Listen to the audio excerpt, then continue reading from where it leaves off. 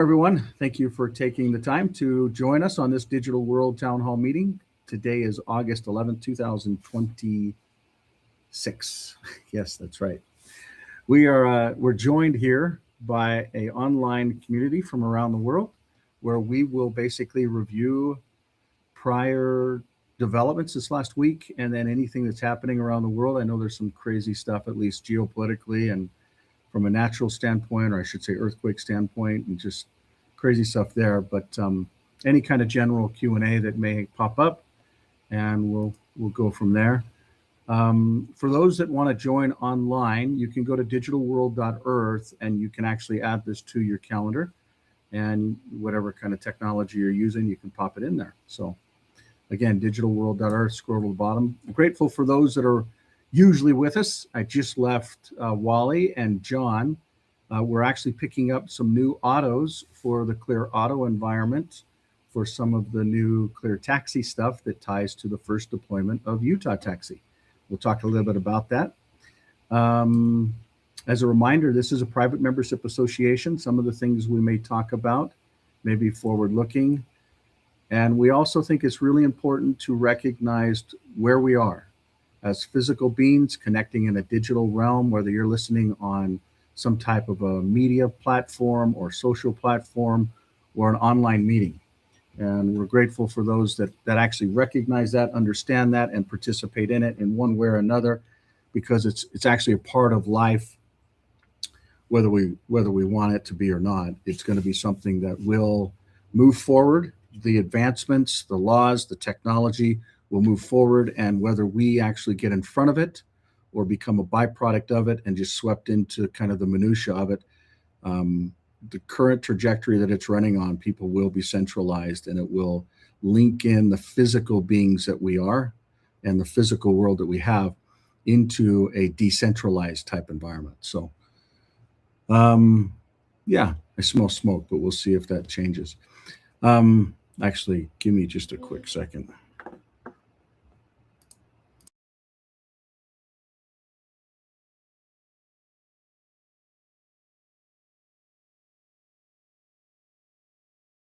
We don't need to worry about it.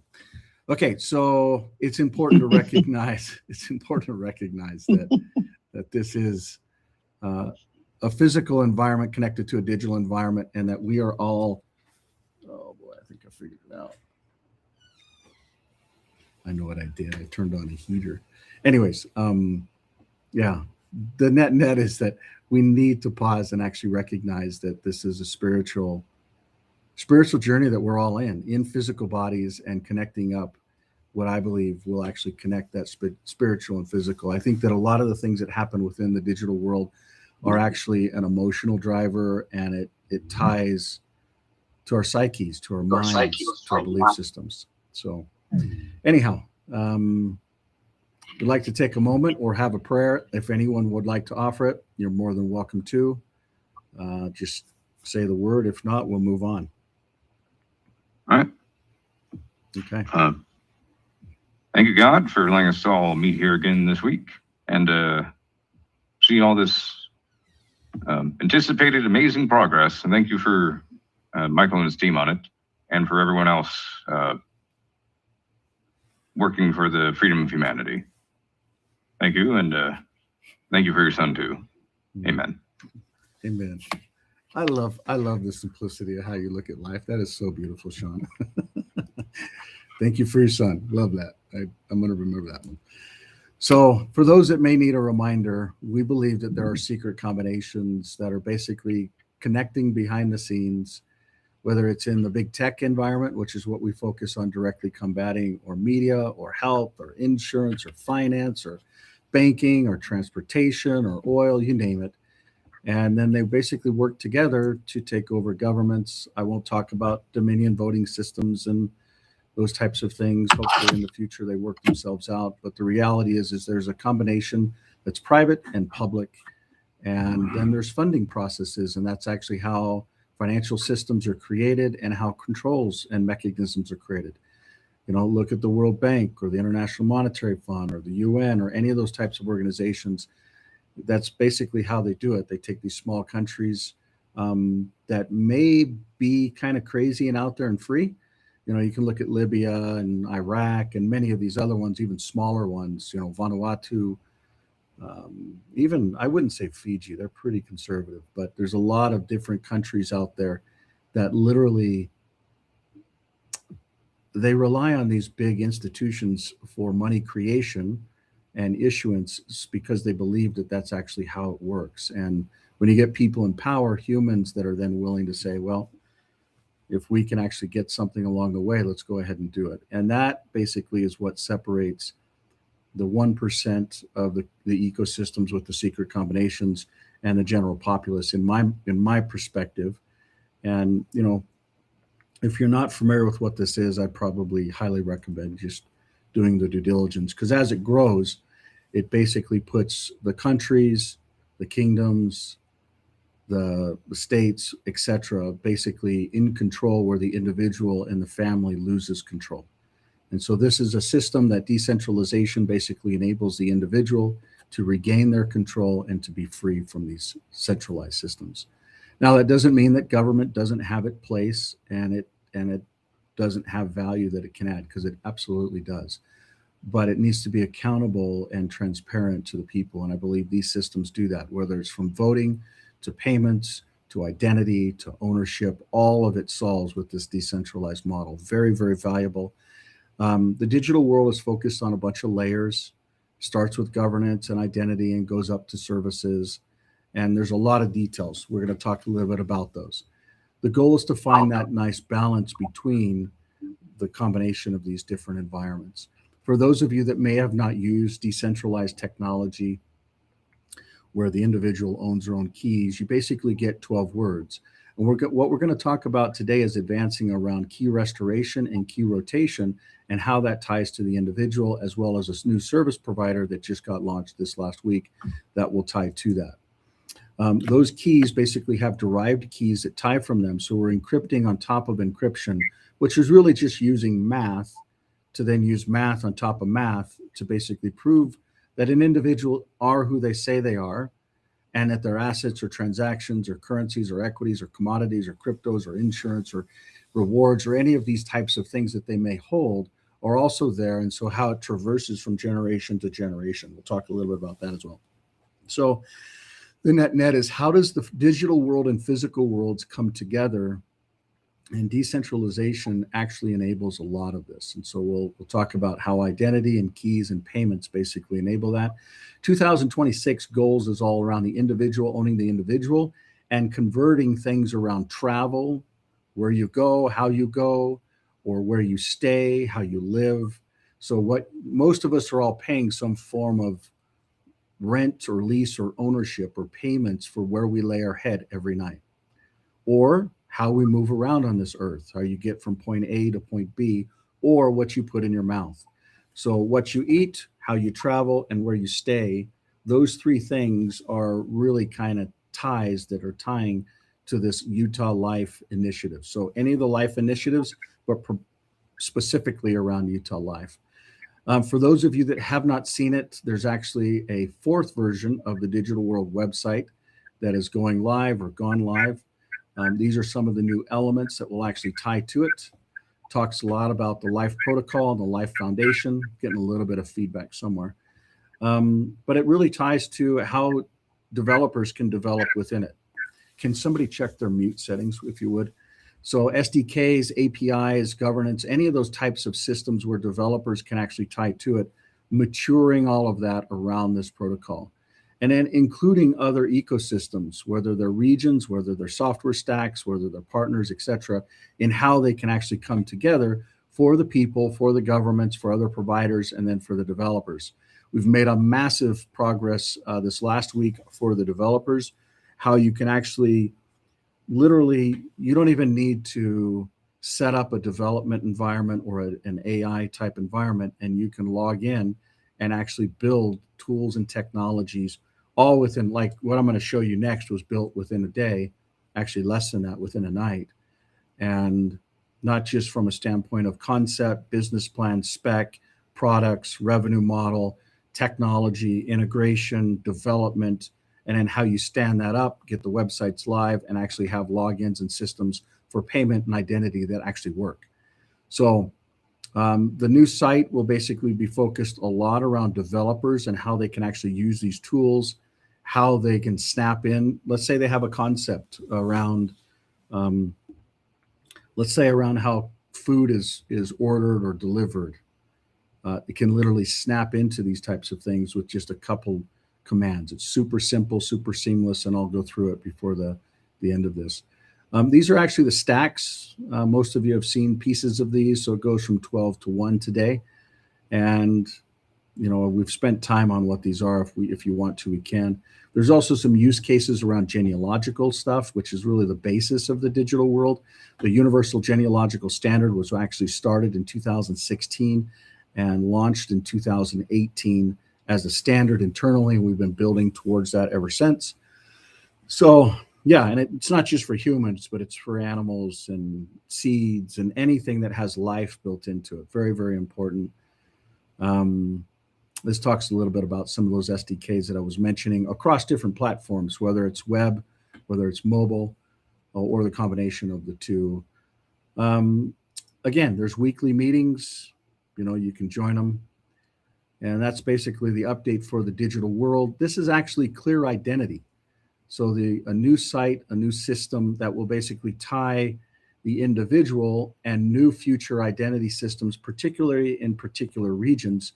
And it actually is tied into some of the key rotation and key restoration services. And that's what will enable the next company that we'll kind of walk through. So the identity layer and the resolver layer, which traverses not only mobile devices and browsers, but also individuals as well as bots or agents or robots in the future. So pretty powerful, pretty important. Clear and the Clear companies do build products that tie to this, but it really works cross-platform on any kind of Apple or Android type environment. You'll see a maturing from the digital world to the Clear companies to really one of the Clear companies named Clear Software that focuses on development or enablement of other third-party environments. The first one that we'll start with will actually be the Utah Life rollout. And so we'll spend a lot of time there.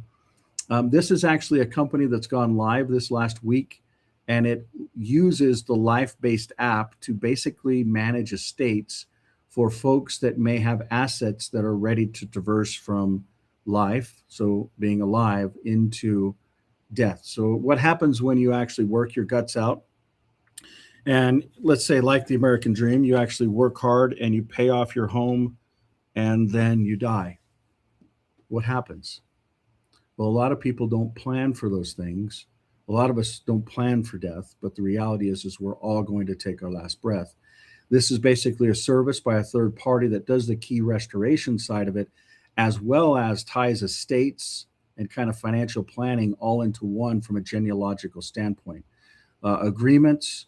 We talked a little bit about this last week around how if someone passes away, and let's say that their death certificate is endorsed by the state cryptographically, and then it gives notice to any of the folks that are within the agreements or within, some form of dissemination of assets.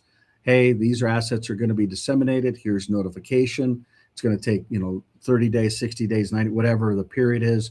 So the notice goes out, and then the actual process can actually happen. And it really is creating one interface where an individual can actually manage their financial institution, whatever it is, Bank of Canada to Bank of New Zealand to Bank of America, it doesn't matter, but how those banks interact with their digital assets and how the laws and governance in particular regions work with either accepting those or not. And I look at that as the fine balance around, will governments actually free their citizens or their nationals, or will they enslave them? And so this company will actually help serve people that want to get in the middle of this. And actually, these are real world assets. These are real world people that actually want to deploy these types of technologies in their own life. We're not talking about crypto. We're not talking about, crazy send this for that, but it combines all of it from a genealogical standpoint. How are you related? How do assets transfer? Could you transfer it to one generation or more? How does all of it come together? And when you think about it, what usually it's all about, for me, let's say that assets transfer to 7 different individuals. Well, what if those individuals aren't around? Or what if you want to send it to the next generation? Because if you study a lot of things around entitlement and other things, you see that you usually have one generation that really understands how to add value and serve and give and kind of struggle and fight. And through that service and fight, they start understanding things that are lessons that the next generation actually just takes for granted. And then they don't actually get those opportunities. In another way to say it is, the opportunity to struggle is stolen from them, and the blessings that come with that of struggling. And actually, in the Bible, we talk about working and you basically gain from the sweat of your own brow and your own work, tilling the earth and growing the food. And for me, this last year, it's been amazing. Just start gardening and you start seeing this life side of it. And it's like, wow, there's so many lessons in learning the basics of life, which I won't even get into there. But that's what this is all about, is life. And how does it come together? How can you actually see within one environment? And how can you actually have dignity that passes it from one generation to the next? For instance, my father-in-law, probably one of the most, if not the most dignified men, not only how he died physically, but how he lived his life and how he kept his estate, and it's not just have money to pass on. That's not what this is about. It's really about who we are. And in New Zealand or Aotearoa, they would talk about whakapapa and our family and how that links. But when we really back up and look at it, we're all alive and we're all family, whether we realize that or not. And so this system hopefully has a lot of importance to future generations, and they can see the benefit and the value of it, especially when we have society that is literally closing in and taking these simple gifts that usually, well, the current generation, they just don't really understand that they were even there. So this is a business by a third party that basically will do the key rotation or key restoration side of things, and then the estate planning and how it actually comes together. So really, there's actually 3 different estate planning companies. This is one of 3, called Legacy Life. This is an example of the genealogical system, how it ties, and then over generations of time, you can actually layer a lot of things into this. Health, statistics, PGX, AGX, just tons of different testing, so to speak. But yeah, so one big thing, Utah has actually lost its #1 slot in the economy. It's actually done that for a long time, as well as #1 in not economic development, but entrepreneurialism. And that's Provo, not Salt Lake. This looks like it's Salt Lake area. Actually, I don't even know this is a real image. But the bottom line is Utah is doing a lot in the top 1, 2, and 3. So this was actually out this last week, and just grateful for the leaders in Utah that are paying attention to details and really paying attention to the Constitution of the United States of America and what they've done with this, SB 275 and the Digital Bill of Rights, and really just state endorsed digital identity and all the other stuff that's going to come from that.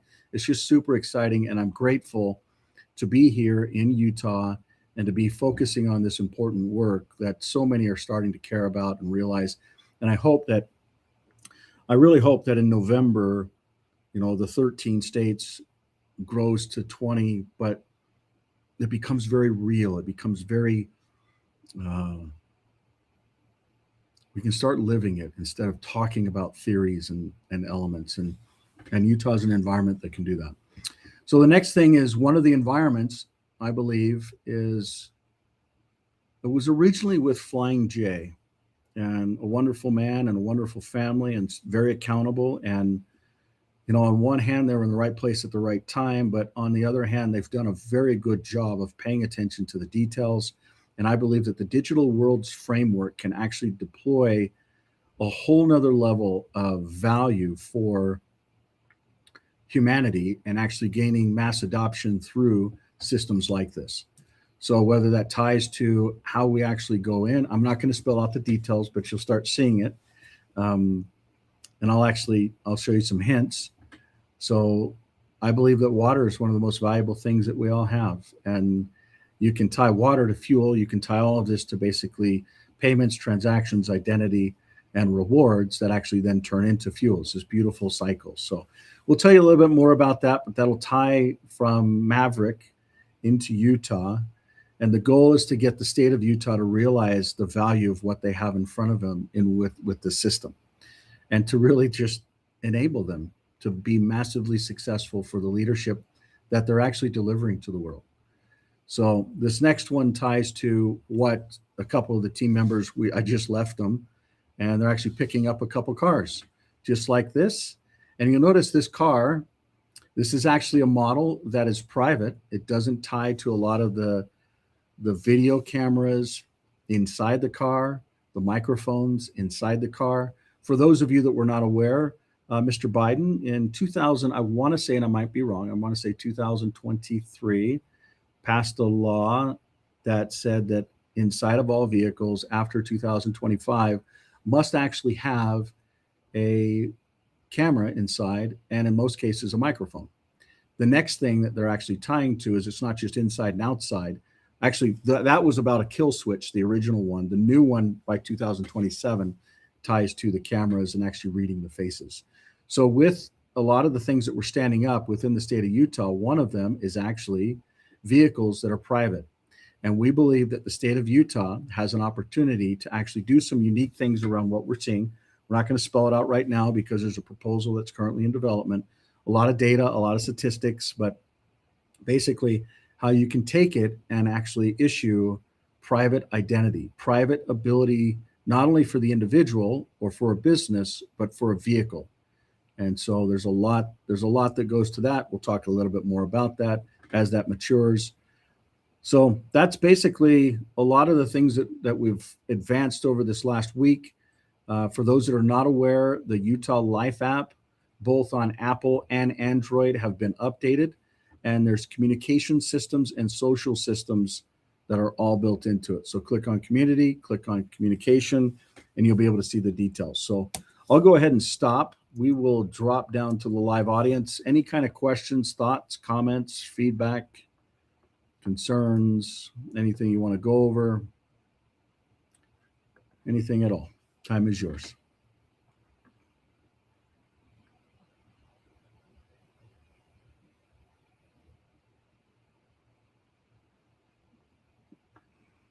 You guys are funny. Well, so if not, then we'll go ahead and jump to prayer if someone wants to offer it. If not, we'll go ahead and jump to next week. There is a 70% chance that internet connectivity next week will be weak, but I will let you all know. Go ahead and plan on the meeting. But I just wanted to give you a heads up that there may be, because we'll be in the middle of the ocean, so to speak. So thoughts, comments, observations, we'll go ahead and give you another shot. If there's something you want to, feedback on anything, like it could be related to what you've seen. It could. I have a question. Yeah, feel free. I don't know if I'm going to ask this properly, so work with me. Okay, so let's say somebody has a business. Can they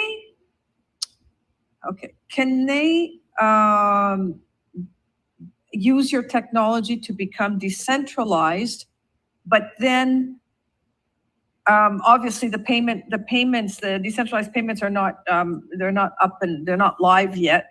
So how would that, well, first of all, the first part of the question is, can they make their company decentralized?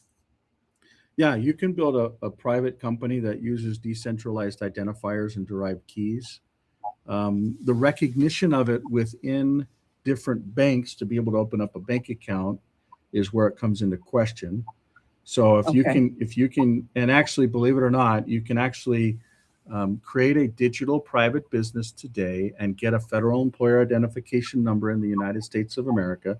I know you're in Canada, and I don't know what the laws would be there, but I do know that last week I met with a gentleman who built the Canadian Exchange, or the business registry.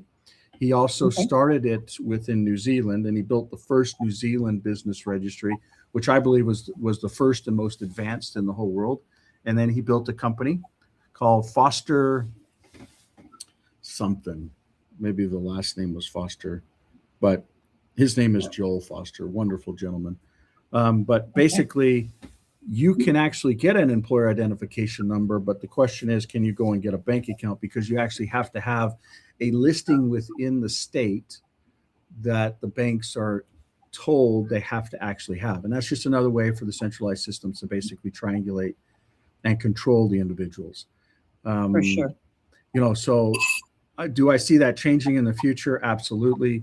Do I see us going around about it in a way where you can actually get a digital bank account? So why can't you go and use KYC and AML from a centralized standpoint and wrap your decentralized systems around it and then be able to do that? That's what we're working on in open banking.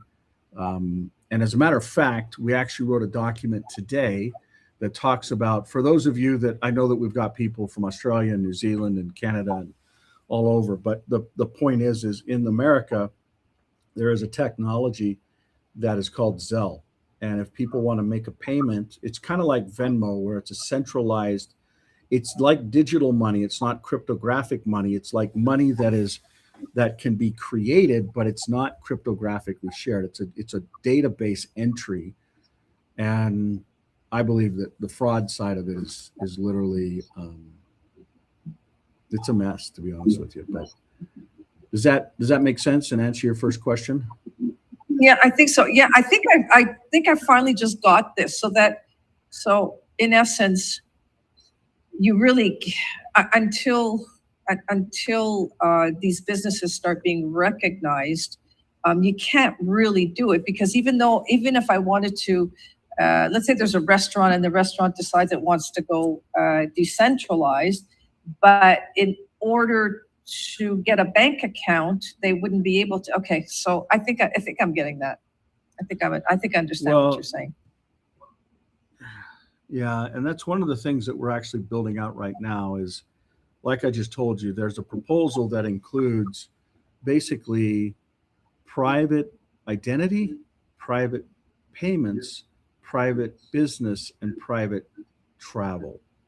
And in turn for that, I believe that certain states will actually be desired to be in over others that don't agree with that. So a good example is what's happening with Flock. And Flock is just one very small, in my opinion, it's a little gnat on top of the seagull that's on top of an iceberg that's in just one part of the ocean. I mean, it's really a small issue. I know everybody's starting to focus on Flock and the commingling, but there's so much deeper concerns and issues.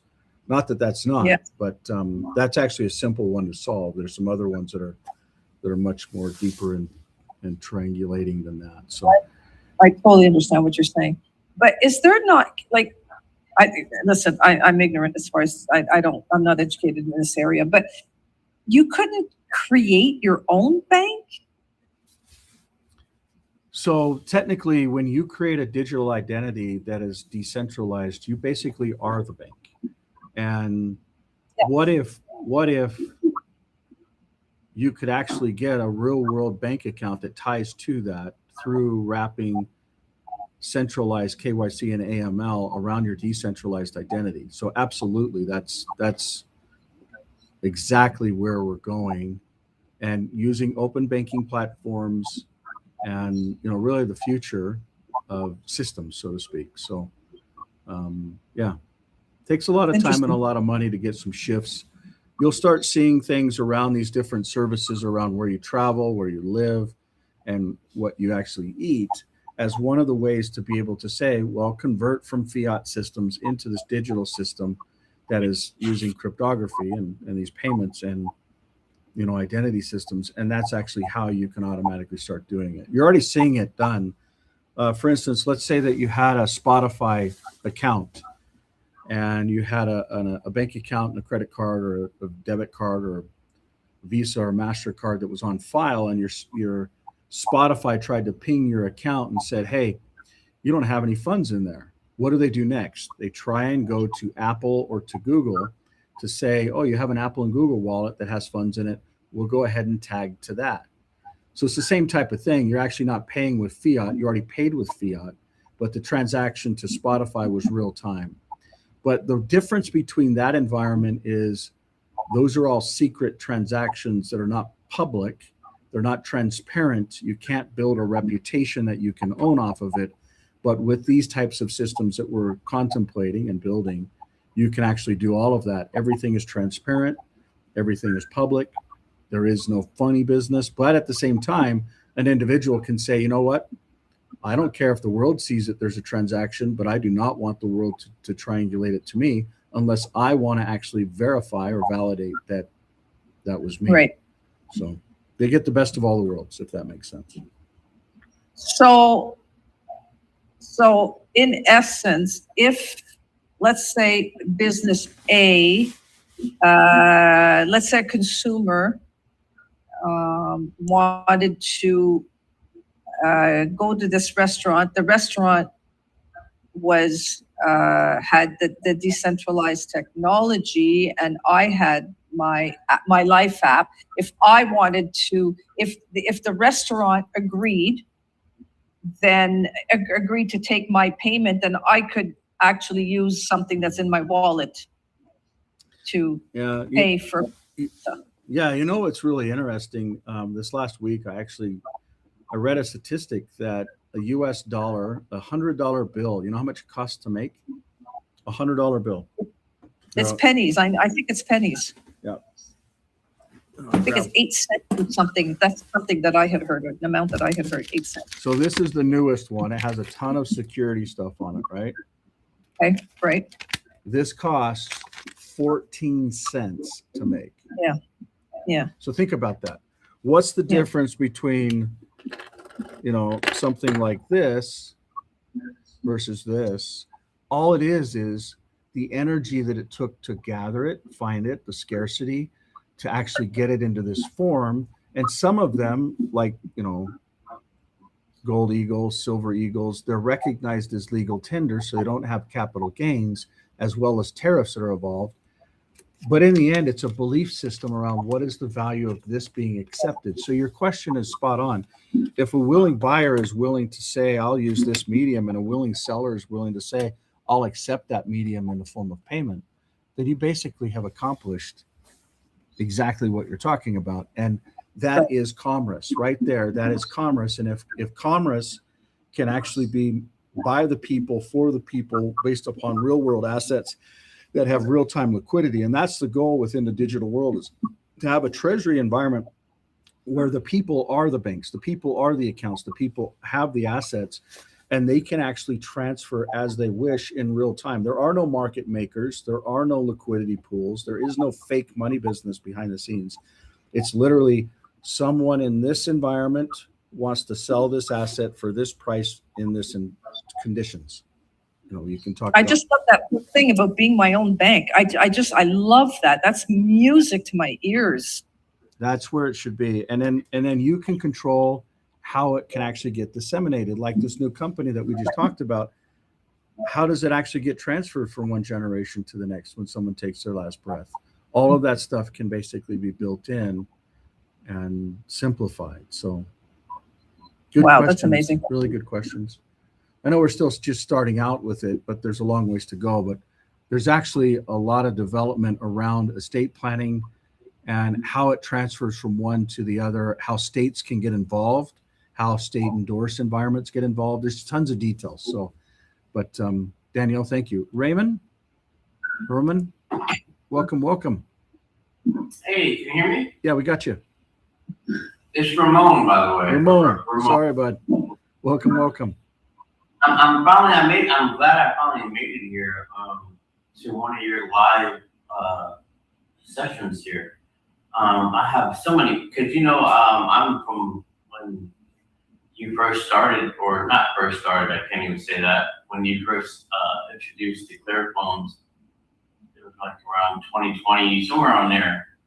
And I had it and everything. I lost the phone, or the phone broke, and I was still able to get into that account. You forgot who showed me how, just with having my 12-word seed phrase, which is awesome, because like that's a sign that like you can't really lose it. You have your 12-word seed phrase and you still have ownership. Yep.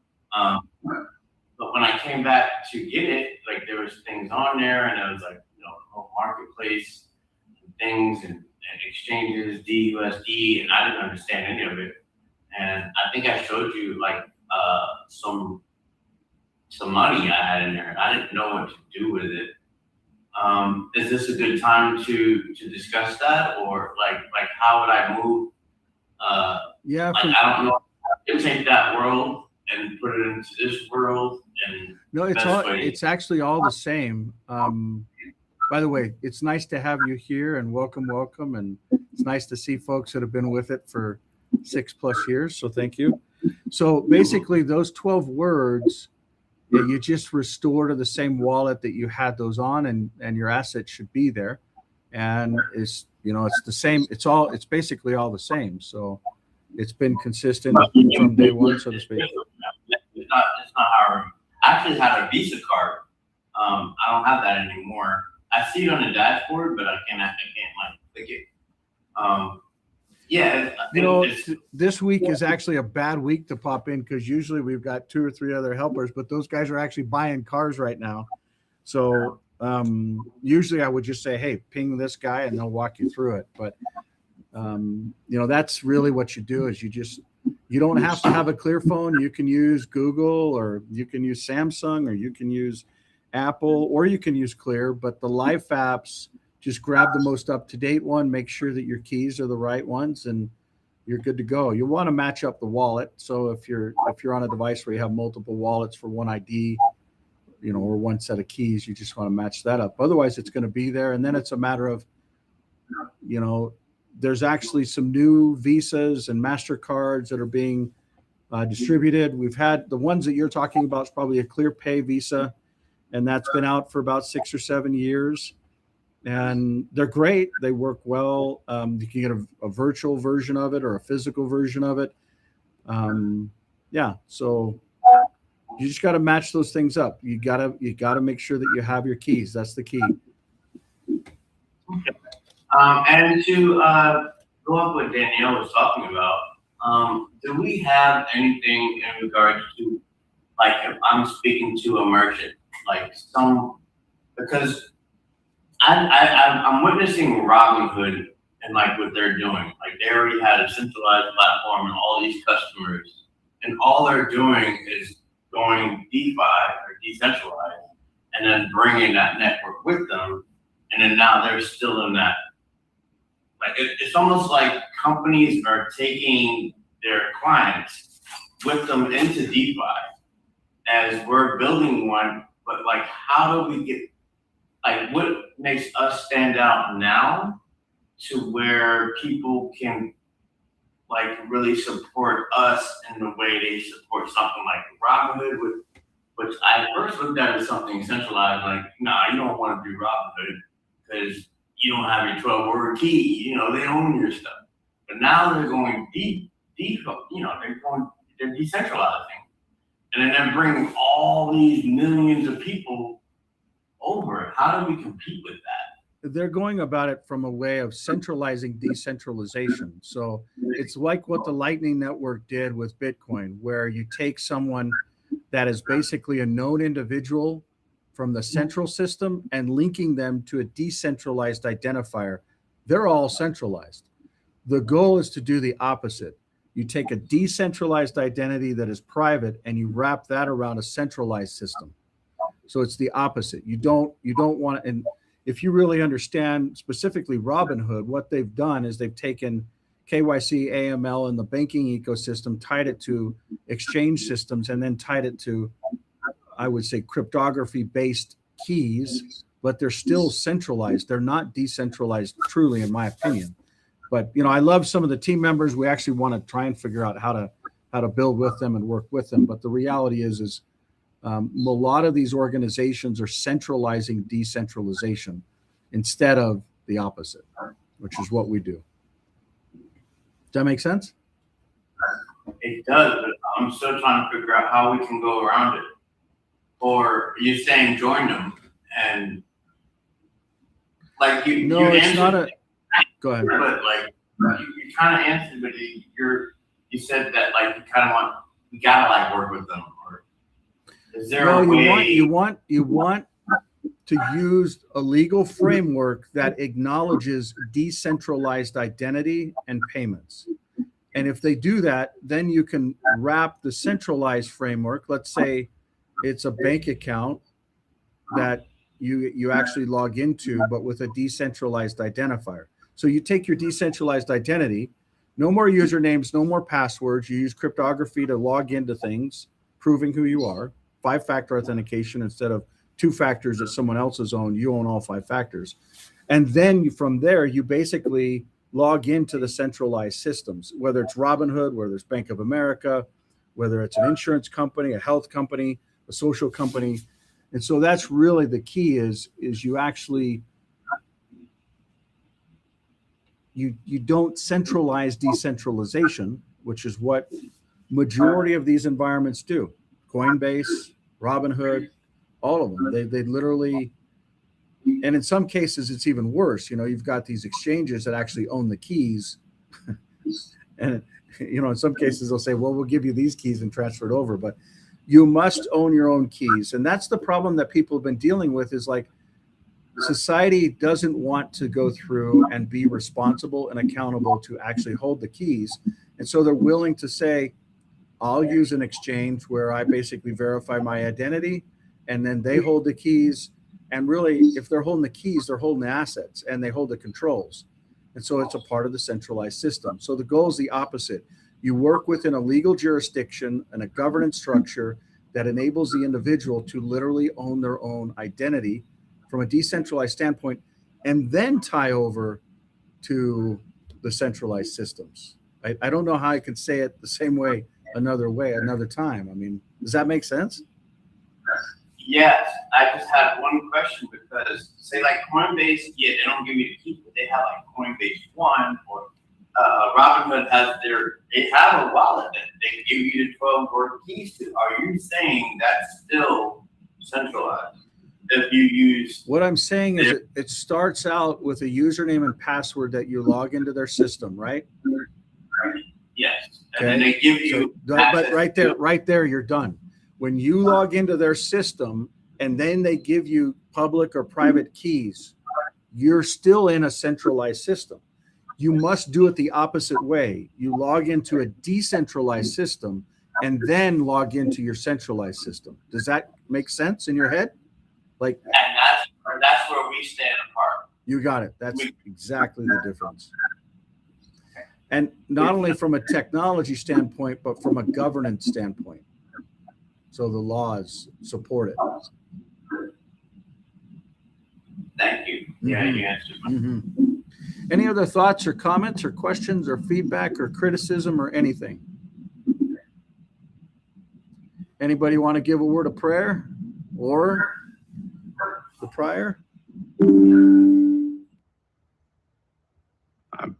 I can close it out. Okay. So we look forward to seeing everyone next week. 30% chance probability. I think we've only missed 3 or 4 weeks in the last 4 or 5 years, but next week we may have real limited internet, but we'll see. So Sean, go ahead and wrap us up and we'll see everybody next week, hopefully. All right. Thank you, Lord, for again letting us join here today, including a couple of new faces. And it was a bit brief, but there was a lot of good things in here. So thank you for us helping to live our lives properly as well. And keep everyone safe until next week. Amen. Amen. Amen. Thank you so much, Sean. We'll talk to everybody next week. Much love. Bye-bye. Good night, y'all. Good night. Good night.